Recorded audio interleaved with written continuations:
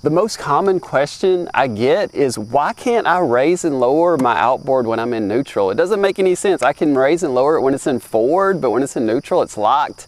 So today we're gonna walk through why that is. There's actually a safety reason why the outboard's trim is locked when it's in neutral. We'll quickly cover the mechanism that locks it, why it locks, and how to manually raise and lower a small outboard like this. Let's do it. This is the clamp plate. It clamps to the transom of your boat. This is the thrust rod. This is what takes all the force from the motor. So when it's moving forward, the motor pushes against the thrust rod. When you're in reverse, the motor pulls against the thrust rod, and the thrust rod goes in one of the holes on your clamp plate. That's at your trim position. This, guys, the key to the problems people have with the outboard locking in place. This is the reverse lock lever. I'm in forward right now, so it is hovering above the thrust rod. So now I can raise and lower the outboard. When I go into neutral, it locks on the thrust rod. When I go into reverse, it stays locked. When I move to forward, it unlocks. So that is why you cannot raise your outboard when it's in neutral, because it's locked on the thrust rod. If you do need to raise your outboard, change trim position, or put it in shallow water drive, which is this position, or all the way up, which is this position.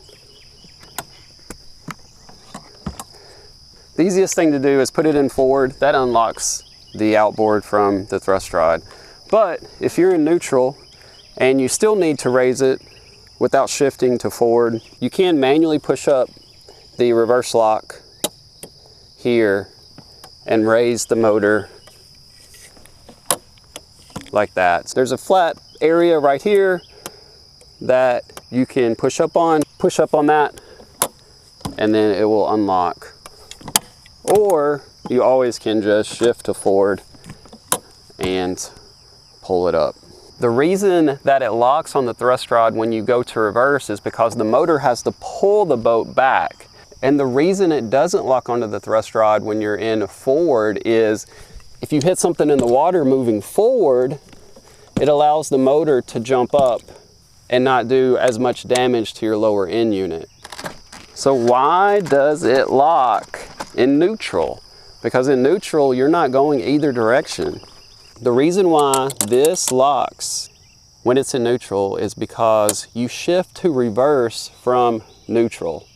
So there's a chance that this arm will not drop down fast enough when you shift from neutral to reverse. If this is not locked, when you go into reverse, the motor's going to jump up.